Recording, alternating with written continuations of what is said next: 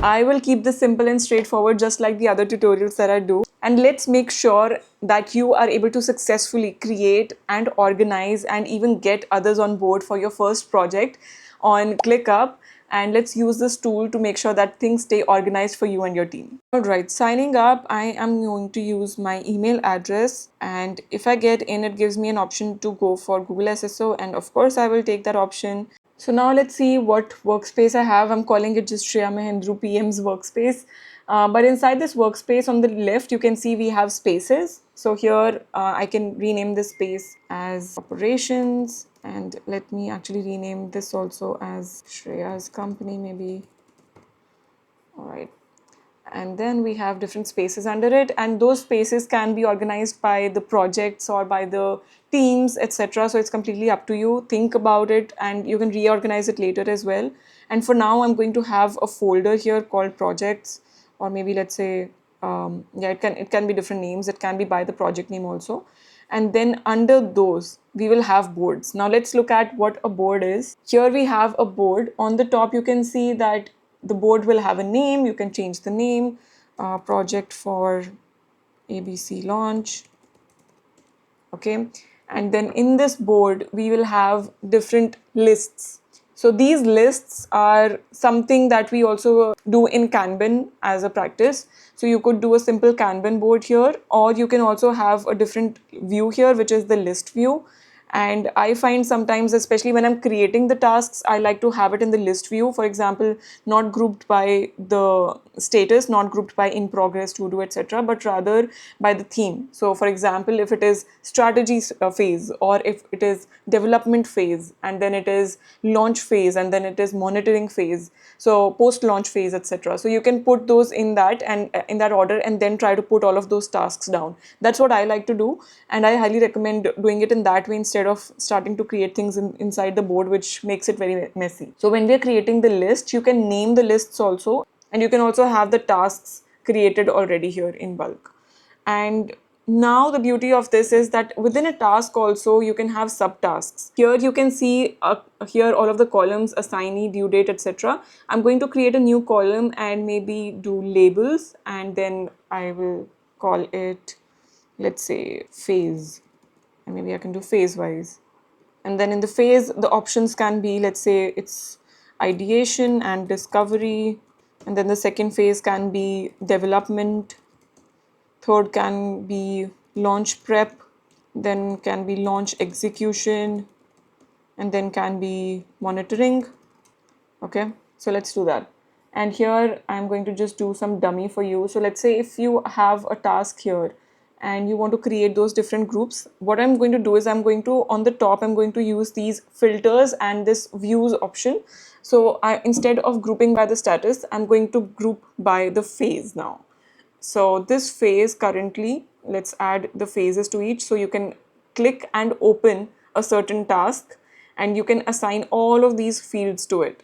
So you can give it a priority, whether it's urgent or important or not important, you can do that. You can also add the timelines, the due dates, you can assign it to different people. You can also add some description to it. So for example, if you want to keep some discussions that you did with your team and add the notes here, you can do that. And within this task, you can also create subtasks now. So we'll try to do that, all of these here for now. So we'll try to explore all of these different features. Let's move forward, and for now assign it the phase. So phase, I'm going to do, let's say this one is ideation and discovery, and just one phase. And then let's say this one, I'm going to create some dummy ones also. And you can simply drag and take it to different groups as well. If you want to just move it instead of going inside and doing it every time, you can just drag and move things around here. The best way to use ClickUp is to first know how you will be, kind of organizing everything based on the type of project you have, what kind of tasks would be there, what would be the stage of each task. Would it go through, let's say, maybe ideation, and then let's say to do and doing and done, and then maybe testing, etc. So it can go through different phases also. So try to think all of those scenarios out before you start going in right ahead and start creating the tasks. Instead of that, map it out in your head or in a notebook what the project will look like now that you know the tool, you will then be able to at least go and directly then type in all of the tasks and assign it to the people. And all of these different options, I highly encourage using them. For example, now let's say we have created already a group of by the phases, and let's say within ideation and discovery I have a task, and within this task I can add subtasks. Let's try this out as well. Let's say beside target audience, let's say we have a task, okay, shortlist 5 audiences. There can be another subtask which is interview 10 focus groups. So yeah, I hope you get the gist. And within these subtasks also, again, you can add further subtasks. So this nesting goes on, and until all of the tasks are completed, you shouldn't be marking the whole task, overall task is done. And then you can assign due dates. You can also assign people to a certain task. There can be multiple or single person, and you can give it a priority. You can even add comments as and when you're proceeding. So sometimes if accidentally somebody changes something, you can even go and check the activity and see, okay, somebody moved this to done, maybe by accident. You are able to go in and check that and trace it and bring it back as well if needed. You can add links, and I highly encourage using the columns option to make sure that you are putting everything needed for a certain task. So any information needed, let's say something for the development team, whether it's front end or back end, or if it is, it may be categorized in different ways. So try to think of those categories. How will it make lives of your team members easy? And then try to set up the project. An interesting feature that I like is once you've created the lists, you are able to have different views of this as well. You can have the board view, you can have the calendar view, the table view, Gantt view, etc. as well. In the Gantt, you can visualize what is being done, what is coming up next. You can, let's say you are running some meetings in which you are the project manager, you are able to go through this certain section in this view itself, and even filter. So the tasks that are done or that are outside of the team, you can filter them also here on the top right, and then you are able to prepare everything for your meetings and even document notes here and add notebooks. So here you can, let's say you want to create a page here inside this, and you are able to create a document and add notes too.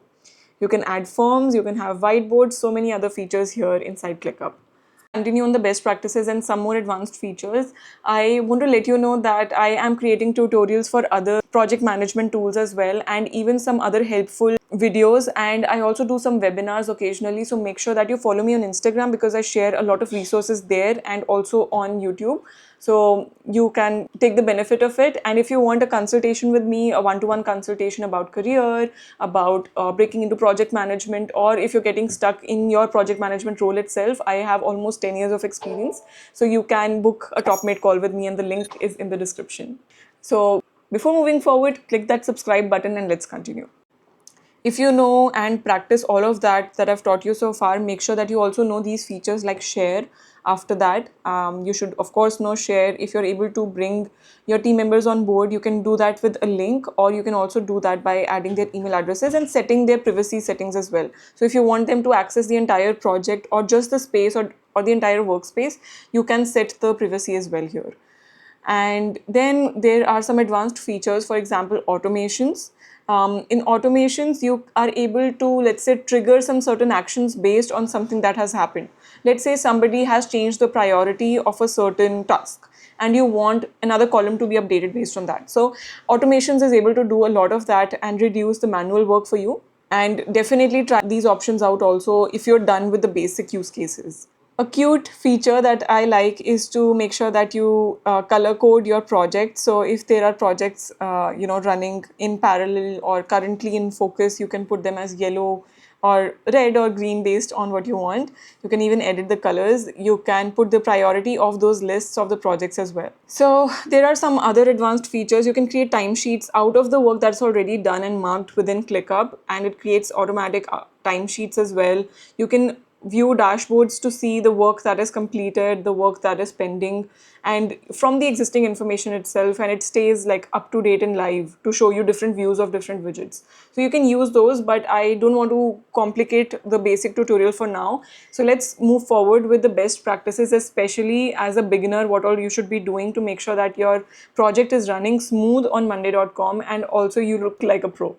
Make sure that your entire workspace, spaces, and projects lists, everything is very well organized. You can color code them as well, and make sure they are named appropriately. So if something is called operations, the other thing should not be called management team or marketing team. Make sure there is consistency in all of the names of different things that you are creating, setting up lists, spaces, everything. Then make sure that you utilize templates to save your time. So if you already know what will be the use case, like I told you, that try to think in your head first what the workflow would look like. If you have already thought that out, then you can go to templates to save your time and see if you're able to find something that you've already thought of instead of going and browsing random templates.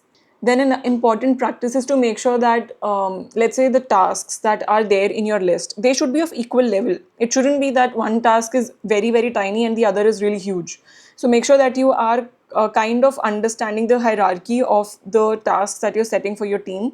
Let's say one is ideation of the project and the other is send calendar invite. It doesn't make sense to have those levels of tasks in the same list, right? So make sure that you are organizing it pretty well and understand the hierarchy and use subtasks and their subtasks also. And then finally, make sure that you customize the columns based on the needs. Don't overdo it, but make sure that it is relevant and helpful for your team. I will end it here, and there's so much more to talk about ClickUp, but if you need more tutorials, if you have any questions about ClickUp, any certain use cases, or if you tried ClickUp for something interesting, you can comment down below and make sure to subscribe me as well. See you in another video. Bye-bye.